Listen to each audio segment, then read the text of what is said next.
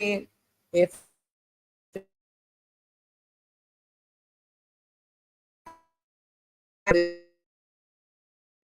understanding of that, and from there we're going to go into you actually developing your own program. Now it starts with defining your African centered vision. Let's just say, for example, if you're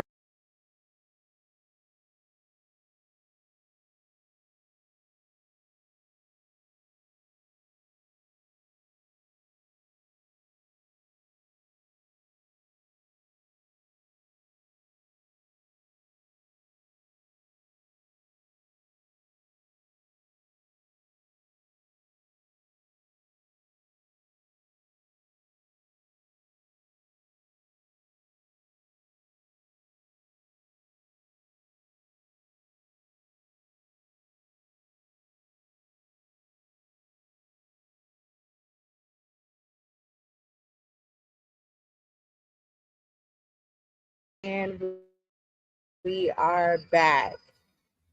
So let me just make sure that we have a good connection here. We're having some connection troubles tonight. I'm here in Dominican Republic right now, and they're having a big party in the area with a great Wi-Fi. So I'm in an area with less ideal Wi-Fi, but we're not going to let that stop us because Kaumba, today's day of Kwanzaa, is about creativity. And that means we can get creative in terms of making sure that we can still progress with our purpose, Nia, which was yesterday, despite the circumstances, because we have what? Kujichagulia, self-determination, right? So, assuming that you understand the importance of African centered education, if you don't, go back and watch those previous presentations, from this past couple of days. You want to go into defining your African centered vision for your program, whether that be online or in person. If you just happen to be a person watching this who is not African descent, is not Black, does not understand any of this, you can still use these same principles to develop your program, but you would just have to adjust accordingly. This particular presentation is primarily for those who are developing an African centered program. However, you want to craft a compelling mission statement rooted in African values and principles, set clear, measurable goals in alignment with our educational objectives, and identify your unique value proposition. What makes your program different? Whole Living Academy is different because we focus on the whole child, for example. So we don't just focus on academics. We also have martial arts. We also have classes on emotional awareness, mindfulness, coding, financial literacy, theater, music, languages, so that in that process. And that's what makes us unique. We also have small group class sizes so that they're able to learn from a student centered approach, even if they're on different levels or have different learning difficulties, or if they may be more advanced than most students, that they've interacted with. We're still able to serve them because of those very small group meetings. If you look at a program like Aya Educational Institute, based out of Atlanta, that has been open for, upwards of 25 years at this point, they have these really great rates of, their students not only going on to college, but also getting full scholarships to the colleges of their choice. And that's part of their unique value proposition. If you look at Kamali Academy takes more of a student directed approach in terms of learning rather than having formal classes. The students meeting with, a Jegna or guide, who helps them to be able to direct their own independent learning path and then share back with the group what they've taken in for, that session of time. So depending on what it is that you want to create, who it is that you want to reach, you want to come up with something unique. There are, the African centered Montessori schools, that are out there for people who are looking for Montessori schools and people that are also looking for culture. Um, that can be a unique value proposition to offer. You may focus on early learning, like Gauze and the Tray, based out of Houston with, Mama Juniper Burnett. So there's so many unique value propositions, that you can look at, and focus on that area so that you can try to get, all of the children who are available in that particular area. Then you want to do market research, look at what your competition is, not just in terms of African centered schools, because you don't have to compete with African centered schools. You can cooperate. That goes back to the first day of Kwanzaa, Umoja, Unity, or even to Ujima, Collective Work and Responsibility, Ujima, Cooperative Economics. All of that can be incorporated into thinking about how we can collaborate as African centered schools instead of competing with each other. For example, I've done work with, multiple African centered schools across the country and even in other countries, even though I also have an African centered school myself. So that doesn't have to be a competition. However, when you're looking at other programs, you can use that market research, to help you to develop your plan for your program. So, for example, one of the programs that's really big out there is Time for Learning, right? And Time for Learning is a program that focuses on all of the core subjects, across, pretty much all of the grade levels with this platform that is highly, interactive and animation based. And I'm just going to show you here, just switching over to the main page at this point. It's going to take a minute to load up here. But yeah, so if you check out Time for Learning, a lot of homeschoolers are using that because they want to be able to just sit their child in front of the computer and know that they're able to go through those lessons, have that, automatic grading, to take place. And then they have those reports to present back to their superintendent in their area, their district, if they have, those requirements to turn in a portfolio. So, do we have an African centered program like this? We do not. And this program is very Eurocentric. There was a point where my son used it, but he became so upset about the lack of Black history and even the misrepresentation that was taking place in history that he did not want to use it anymore. However, it did serve us well, for quite some time, just in terms of going over those, core subjects.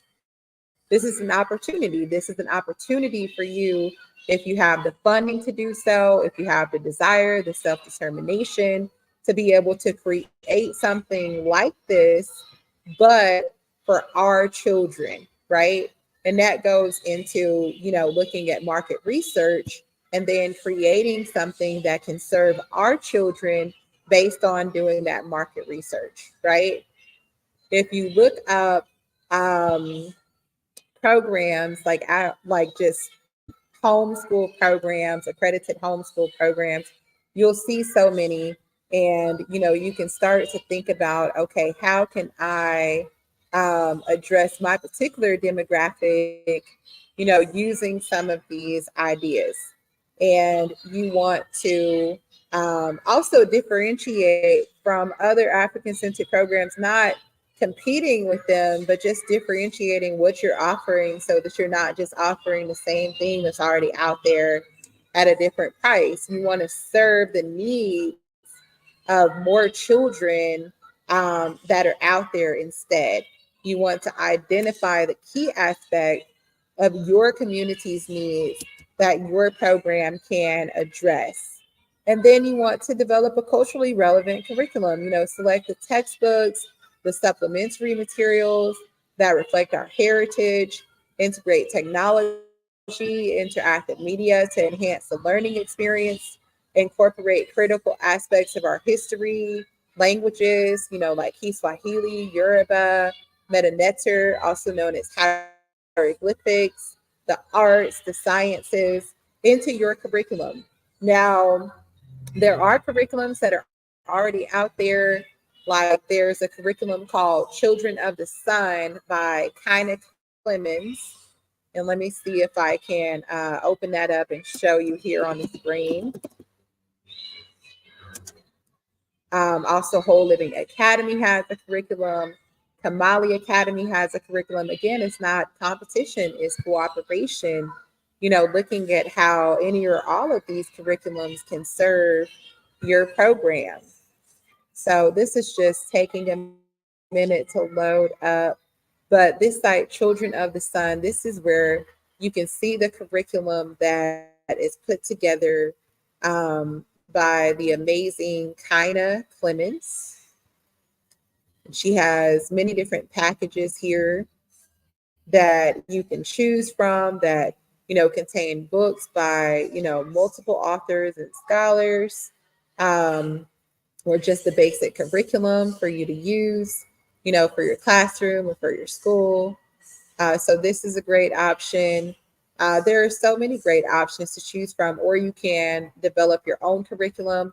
If you're not sure how to develop your own curriculum, just go back to that last class from today, creating culturally relevant curriculum, which is available on the YouTube channel, Whole Living Academy. Be sure to subscribe. Incorporating languages, you can look at using resources that are out there like Duolingo. At this point, you can even use the AI technology to assist you with those languages, and just make sure you double check everything with the linguist. Then you want to assemble a devoted team. These are just some of my folks here, Trey, Mama Swat, people I love that, have definitely been helpful to me along the way. You want to put your team together, foster a supportive, engaged school community. You may have, friends that are educators already that you can pull in and, make sure that you're, paying them a fair wage or coming up with a fair split, however you want to figure that out. Or you may want to hire people, just put the information out there saying that, you're looking for, educators, what kind of pay that you're going to be offering, or if it's going to be volunteer initially or an internship initially, then just be really transparent about that. You can even hire people from the continent. You can hire very qualified teachers from Rwanda, for example, if you're starting an online program that may only require, $200 a month, to teach full time, because the currency system is different there. So just be open-minded, and really pan-African in your approach to putting your team together. You want to make sure that you hire staff that are dedicated to the same mission. And one way that you can filter out for that is putting questions into the job application that require applicants to express the knowledge that they have of African-centered education or their desire to learn. Because you want to make sure that people are on the same page with, the vision that you have for your program. Also having continuous professional development so that your team is growing and not just stagnating and just kind of showing up because now it's just a job, but staying focused on, number one, the purpose of the educational program, and also the skills, the continuing, growth in skills that are going to help them to be the best possible, educators, administrators, and so on. Now, if you're starting a physical school, you're going to need generally more funding. And, you can look into different options for funding. There are programs out there that offer grants. VELA is one of them, VELA. And I'll just go to that site so that you can see that. So VELA offers micro grants from $2,500 to $10,000 initially. And if it's not your first time and it's your next step, you may be able to receive follow-on funding up to $50,000. and even up to 250,000 if you're building out a scalable learning model and ecosystem to wider adoption. So, this is a great opportunity, whether you're virtual or in person, to be able to receive funding for your program to really do some big things, without having to, just come out of pocket. And really, a lot of us don't have it like that to be able to come out of pocket. So, we end up not being able to expand to a certain level because we don't know about these funding resources. You could also look at angel investors, for example, if you have, a model that's going to allow investors to get a return on investment. If you have a virtual school, you also have to think about your platform. We actually built out our learning management system from scratch with Whole Living Academy. And I'll share that with you here in just a moment. Because the other learning management system that we were using in the past, Schoology, they changed their pricing and their offerings. So it became a better option just to build something from scratch. And I would definitely recommend that because the prices of learning management systems are going up all the time. So by having your own learning management system on your own server, you avoid having to deal with any of those problems, right? Coming back to physical schools for a moment, I also want to mention that you can generally see about partnering with the church or a community center to see if you may be able to use space there for free or for a very low amount if you're just starting out and you don't have the money to be able to get your own space. That comes back to Umoja, Unity, Ujima, Collective Work and Responsibility, Kaumba, which is today, creativity, right? You can think about, using a room or two in your local church or your local community center to get things going without having to have a big financial investment. Now, regardless of whether you're in a physical space or a virtual space, you still want to make sure that you have, those cultural motifs, the cultural representation within the design of your website, your learning management system, your school, whatever may have you. And I will just show you the learning management system that we built for Whole Living Academy so that you can have some idea of what I'm talking about. It's just loading up here. Internet is a bit slow this evening. So while that's loading up, we can actually go and look at the next slide and we'll come back to that. Financing your program. So we talked about Bayla Educational Institute. There are some other grant funders as well. If you look into it, I don't want to, name any that I'm not aware are, giving grants right now at this moment, because that changes every year. But if you, do a quick internet search, then you would definitely find those sources of funding, donations, charging tuition to the parents, doing crowdfunding, Patreon, cultural endowments. All of those may be able to help. Now, they're not immediate. A lot of them are not immediate. But if you're using a combination of all of those sources of funding, then you can get something going and keep it going without having to worry about closing your doors or closing down your online platform. You want to create a sustainable budget that supports staff and the program needs. I would say, with Whole Living Academy, I probably would have done things differently, if I was starting over at this point in terms of, creating the budget, from the beginning. For all of the different facets of the program, and we've been able to keep going and keep growing. But I would say, if you're just starting out, really set something firm about what you're going to pay yourself, what you're going to pay your teachers, what you have to put into your technology fees, your marketing, administration, you're not going to be able to do everything by yourself as an administrator as you grow.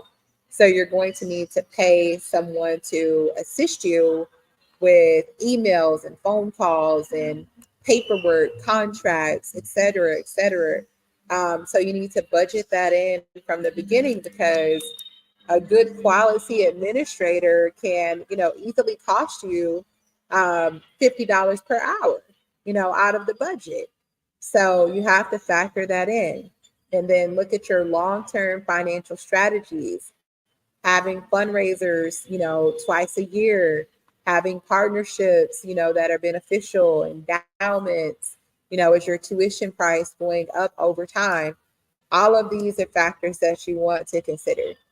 And then you get into marketing. I'm not going to spend 10 minutes on this for this session, unless anyone has, questions that I can answer. Um, then I'll spend a bit more time on it. But you want to make sure that you build a strong brand that showcases the values and benefits of that culturally centered education.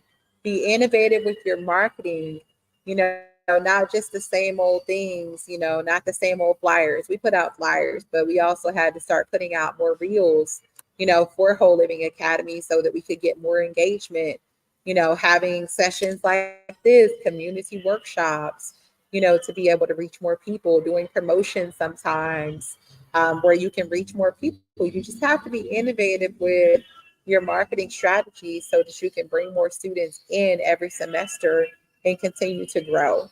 Also, community partnerships. Like, we have a partnership with Shape Community Center. So when we have our summer program, they often have all of their students, about 60 to 70 students, to participate in several of our live classes by having them streamed into the community center. And then, a stipend is made available to Whole Living Academy to cover that.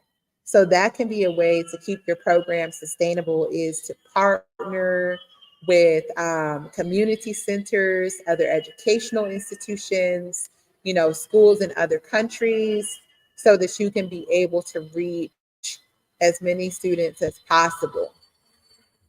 Then you have your legal considerations. We're set up as an LLC, and we also have a nonprofit 501c3. So we have, both, right? That way, certain aspects can be covered, through the LLC, and certain aspects are addressed, as far as scholarships, charitable ventures addressed through the 501c3. So, you definitely want to talk to a CPA to make sure that you're making the right considerations with, setting up your business structure before choosing something for sure. And you want to comply with the homeschool laws or the education laws of your area. And you don't have to get accredited, because accreditation on a private school level is not actually administered by the state or by the federal government, but instead by private institutions, private businesses that anybody can start. So it doesn't really mean anything.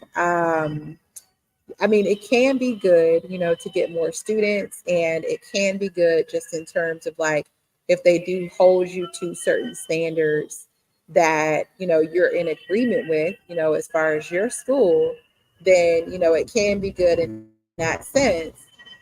However, a lot of the accreditation institutions that are out there are really geared towards what that particular organization wants to promote, rather than something that is appropriate for every single person, right?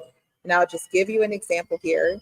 This is one of the accreditation institutions in Texas, which is my home state, the Accreditation Commission of the Texas Association of Baptist Schools. And, if you are accredited through this organization, that is also recognized by the Texas Private School Accrediting Commission as well.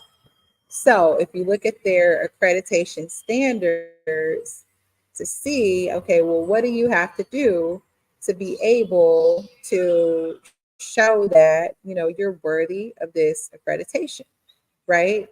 There are very specific standards, and it's just taking a while to load up here, that are specifically relevant to, this particular religion and denomination, right? And, maybe you're not the same religion. Maybe you're not, maybe you are a Christian, but you're not the same denomination. So maybe you don't, want to follow like these specific guidelines because you understand that, you have freedom in education. So, this is why I'm saying that, accreditation, although it can be good in terms of getting more enrollment, it is not actually necessary, or even necessary for your students to be able to get into college, to get scholarships, and all of those things. So you just want to be aware of that, and you could even, start your own accreditation business if that was something that you're interested in, because that field is really wide open. So you can see here, um, if you want to get accredited through an organization like this, it can be very, very specific instead of being something that actually applies to every single person, which you would think that, accreditation programs would, but that's not the case. They are very specific to target groups. So, that lets you know that it's not something that is, mandatory for you to have as an institution. Now, you also want to consider privacy and data security considerations if you're meeting through a video conferencing platform, keeping people out who don't belong. If the students have a discussion board, moderating it internally, and also keeping people out who don't belong once again. So I'm just going to look here in the live stream for any questions that anyone might have. And if no one has any questions, then we are going to wrap it here in just a second. I mentioned that I would show the learning management system for Whole Living Academy. And this is something that we built out on our own server instead of using an existing platform like Schoology or Google Classrooms. And because it is built out independently, you see that we were able to put the cultural motifs, the quote by Malcolm X and so on in there. So when the students log in, they are seeing more than just boom, Schoology, boom, boom, Google Classrooms, and not really having anything that is connected back to their culture and history in terms of just, the aesthetics of the learning management system. So, the internet is just a bit slow tonight, but you can kind of see, what we have going here. And if you are looking to build your own learning management system, you can do that by first getting your own server through a platform like HostGator. And then you want to get open source software like Moodle, that you can use for your actual, structure. And then if you're not able to install it and design it yourself, you can hire someone on Fiverr, Fiverr, to put together the learning management system for you. And then just, take the time to watch the videos and so on, learn how to use it, train your teachers on it, and there you go. You'll be able to just really skyrocket from there and definitely save a lot of money. So I'm going to stop sharing and come back to the main screen here. It's starting to get a bit dark. The sun is starting to set here. I'm in Boca Chica, Dominican Republic. And I don't see any questions in the chat. So I'm going to go ahead and wrap it here. Happy Kwanzaa, everyone. You know, if you have any questions, feel free to reach out to me at info@wholelivingacademy.com, info@wholelivingacademy.com, or you can visit our website, wholelivingacademy.com, and set up a 15-minute free consultation. Happy Kwanzaa and Happy New Year.